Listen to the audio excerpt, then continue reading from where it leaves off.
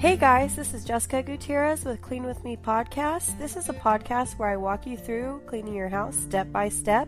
So let's clean together. Hey guys, so welcome back. For those of you that are new here, I have a podcast with my mom, and we are a mother-daughter duo, but what I do is we switch off episodes. So I'll do one week, she'll do one the next week. That way you get a little bit of both of our worlds. We're both in different places in our life. I have two small children, a 5 and a 3-year-old, and I have stepdaughters, and I co-parent, and I work part-time while one of my kids is in school, one is at home. I used to be a stay-at-home mom, so I know a little bit of both of those worlds. My mom, on the other hand, has teenagers. She also used to homeschool, but she has kids in school and works from home now, so she's got a whole different thing going on, different dynamics.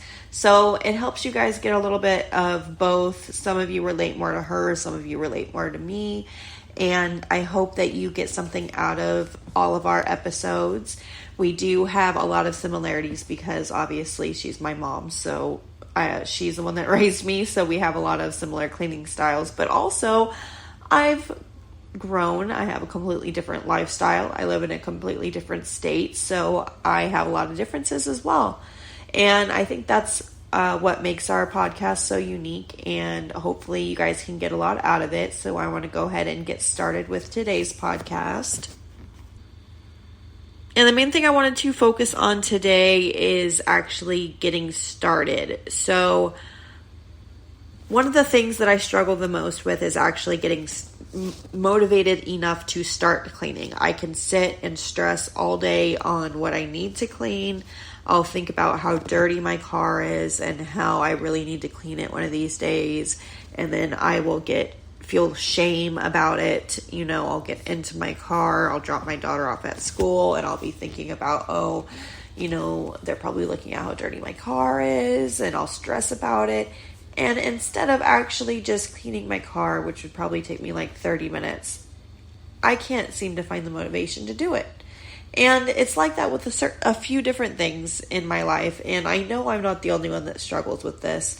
I will sit and look at my dirty house and stress about how dirty it is. And it'll take me an hour to start. And then once I start and I'm in the cleaning mode and I'm in the swing of things, I'll start deep cleaning. I'll start doing more than I set out to do. And then my whole house is clean. It's just the motivating part and the getting started part that stumps me. And it's the part that I struggle the most with. So that's what I wanted to talk to you guys about today. And I hope that you can relate, and I hope that you get something out of it. But I'm going to also do a cleaning walkthrough. And we're going to do a 20-minute clean at the same time. So first things first, I want you guys to light a candle, open a window, put your hair up in a bun, whatever it is that gets you going, get you started. And we're going to start our cleaning process with doing a load of laundry. So let's go ahead and do a laundry switch. And what we call a laundry switch is moving our clothes from the washer to the dryer, from the dryer to a laundry basket, and starting a fresh load.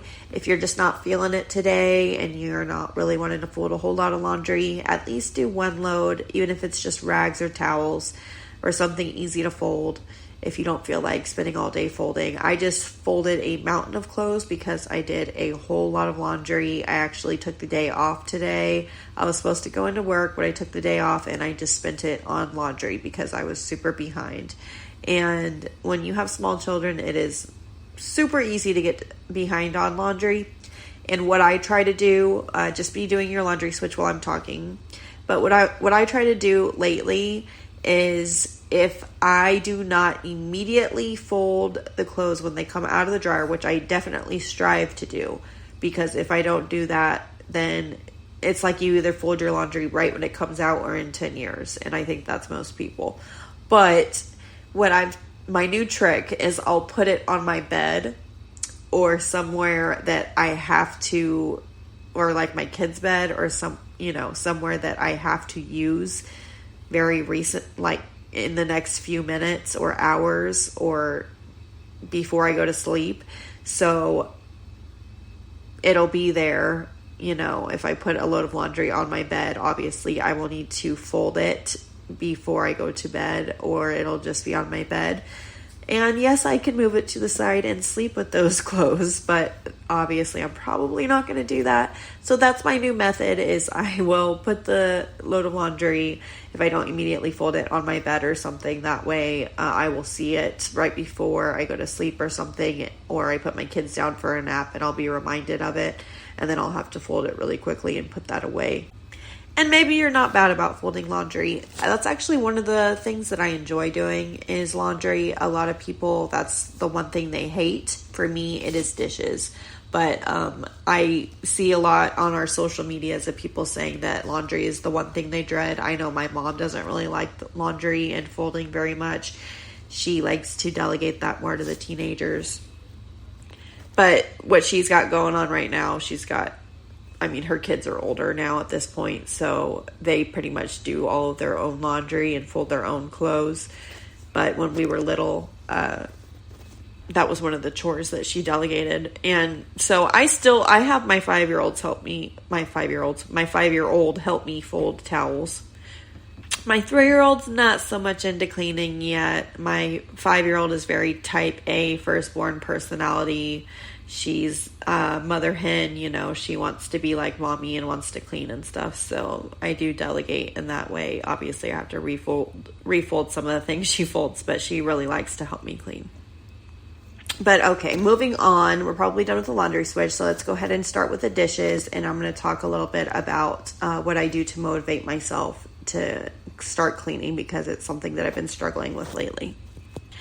So just unload your dishwasher if you have a dishwasher or a drying rack, and go ahead and put those clean dishes away where they go. And that way it'll make room for the dirty dishes that we're going to clean.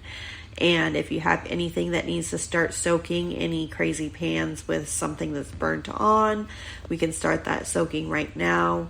And then go ahead and put away those clean dishes. And then while you're doing that, I'm going to go ahead and talk to you about getting motivated to clean. So number one, the first thing that motivates me more than anything, and as I'm talking, I understand that everyone's different and everyone has different motivators. So if you have different things that you want to add on this subject, feel free to comment on Facebook. And when I put the link up of this podcast, you can comment in the comment section what you like to do to motivate yourself to clean, and we can add on to this episode, because obviously this is just me and what helps me. But number one, top motivator for me is when somebody's coming to my house. That's just how I am. Let's say my house is dirty. I've been struggling with wanting to clean it all day. I get a call from a friend, an in-law, what have you. My dad says, hey, I'm on a surprise visit to your town. I'll be there in 30 minutes. Nothing makes me clean my house faster than that. I will bust my booty and clean the house and try to make it look as good as presentable as possible, and just be doing the dishes while I talk. You should be maybe done unloading now, and you can start the loading process. But yeah, so since that's such a big motivator for me, I will sometimes pretend like I'm having somebody come over to my house, and I'll try to trick my brain. Does that always work? No. The best way to get my house clean, obviously, is if someone literally calls me and says I'm on the way to your house in an hour or so, and I will bust my butt and clean the house as fast as I can. So that is the number one motivator for me.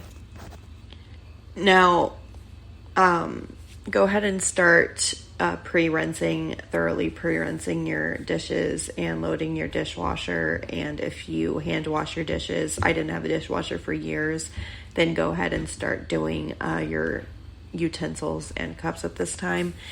But number two with motivating, and this one's going to sound really obvious, but you just have to force yourself. And it's really hard when you're having a hard time. And I've had some dark times in my life, and I'm sure that with how many people listen, I'm sure there's a lot of you that have been through way worse than me. So I'm sure at some point somebody listening can relate to this, but there's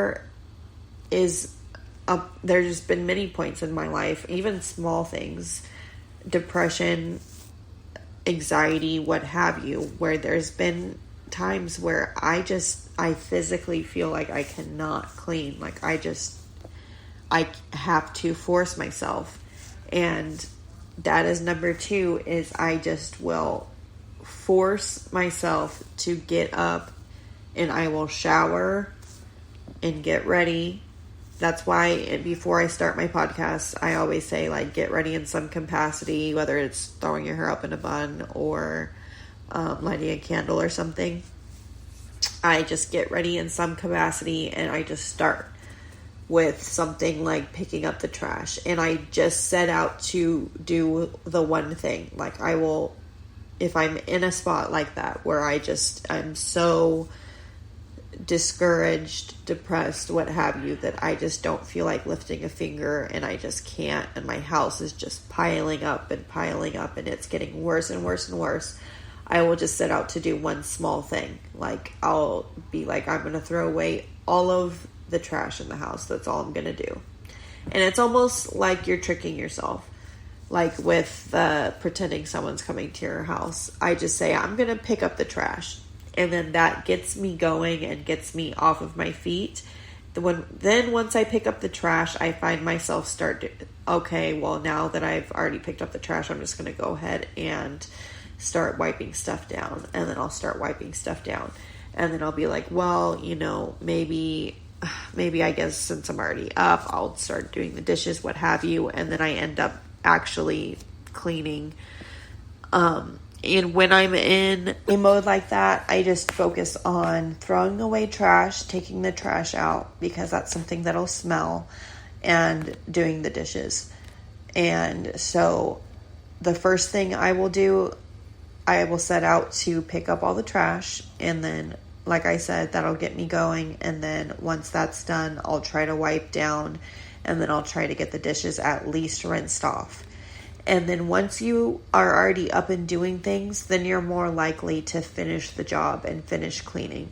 But at least you would have gotten the stuff that's going to smell or make things worse for you, because nothing makes me feel worse than I already feel, or be more depressed than I already am when I'm in a low point, than my house smelling or something, dirty dishes getting super gross in the sink or something like that. So, and it sounds like something very small, but when you're in a really low point and when you're in a dark spot, those things are really hard to do. But you just have to set out to do one small task, and then once you're on your feet and once you're doing it, then you'll find yourself cleaning the rest of the house. Or that's how it works for me anyway. And like I said, these are just things that worked for me when I am having trouble starting.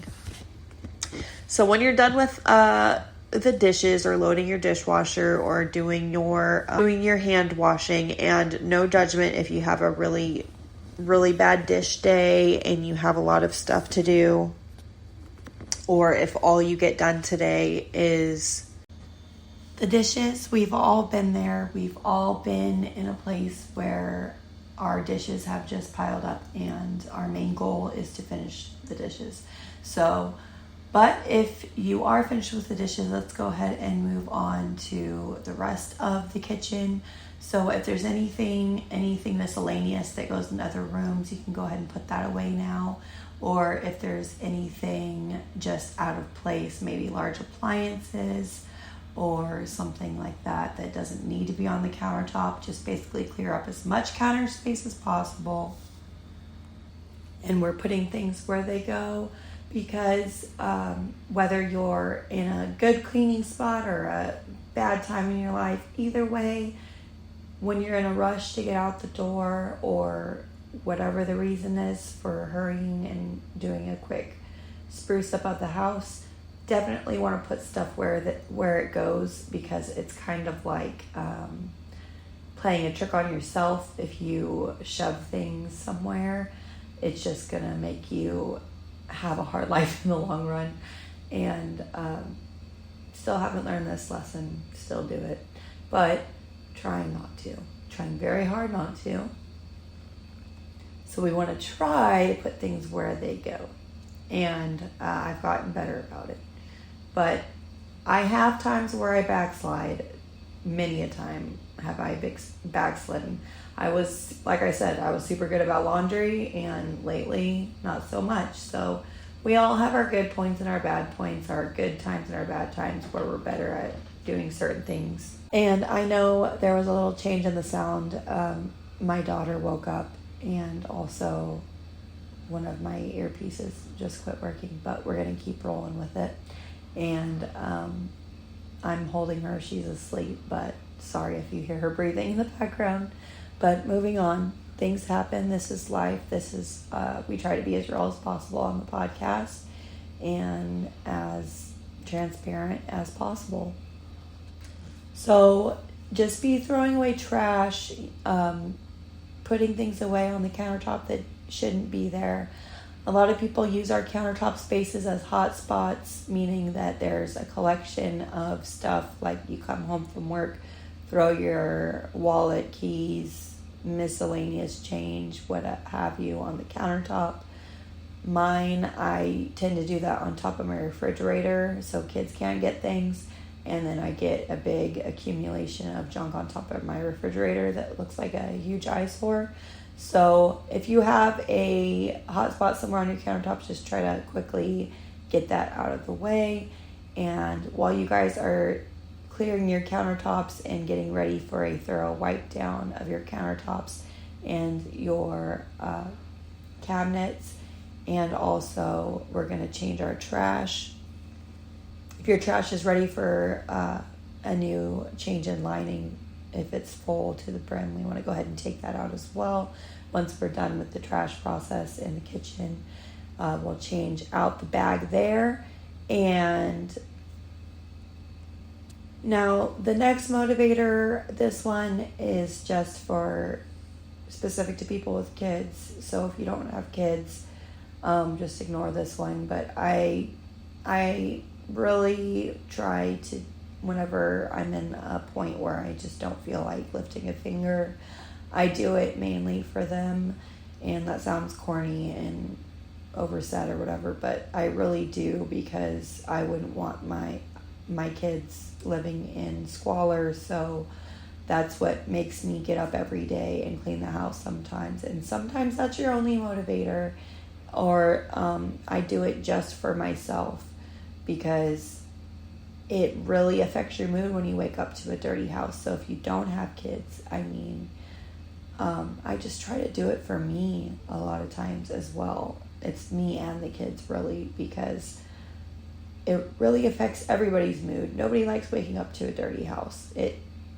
There's something really just gratifying and relaxing and just so stress reducing when you wake up and your house is clean and you had set out the clothes that everyone's going to wear the night before, and all you have to do is like make the bed and straighten up in the morning and you're good to go, and you come home to a clean house. Just think about that feeling. If you could bottle it up, just think about how good that feels and try to use that to as your get up and go, as your reason to clean the house the night before, or before, school or what have you. And just keep wiping down those countertops. And if you've brushed stuff on the ground, you can do a spot sweep of the kitchen and dining room area as well. If you have little ones and you have high chairs and whatnot, you might want to do a thorough wipe down of your high chairs and stuff as well. And once you're done with your kitchen, spruce up and clean. And when I'm wiping down, I like to just get any spots on the cabinets as well. My kids tend to leave little fingerprints and stuff on the bottom cabinets, so I just give it a quick once over and go wipe down crazy, as I like to call it. And then we're going to move on to the living area and just do a quick living room area pickup to end the episode. But the last thing I want to talk about is designating a catch-up day, especially if you're getting super backed up because something in your life's going on. And when I say something's going on, it doesn't necessarily have to mean that you're depressed or something. Life happens. Chores get away from us. We all have lots going on. We've got busy lives, we've got jobs, we've got kids, we've got whatever it may be. We've got just life problems, and sometimes chores get away from us, and that's not the priority. And I know I have a cleaning podcast, but my kids are a priority, and sometimes that does include keeping my house clean. But when it comes down to, their well-being, spending time with them, or having a clean house, I'll pick them.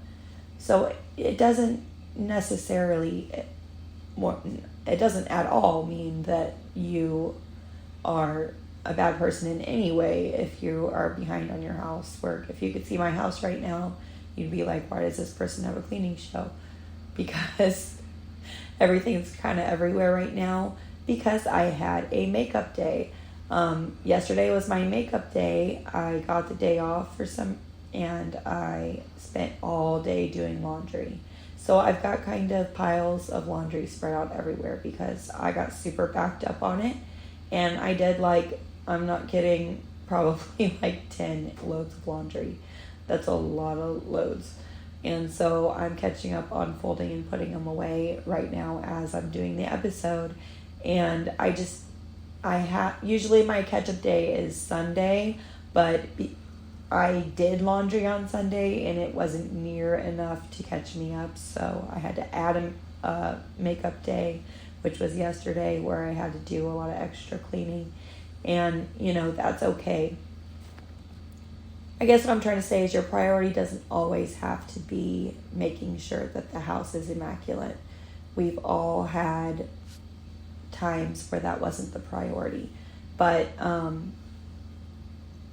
scheduling a makeup day is a really good day to, one, do those things that we don't have time for on the day-to-day, catch up on things. If you have had a bad week, it's just a catch-up day where you catch up on all of your laundry, or something you've been neglecting. Maybe it's your refrigerator, maybe it's your closet. Right now it's my closet. I definitely have been neglecting that. That's something I need to do an episode on, a closet overhaul, because I need one for me.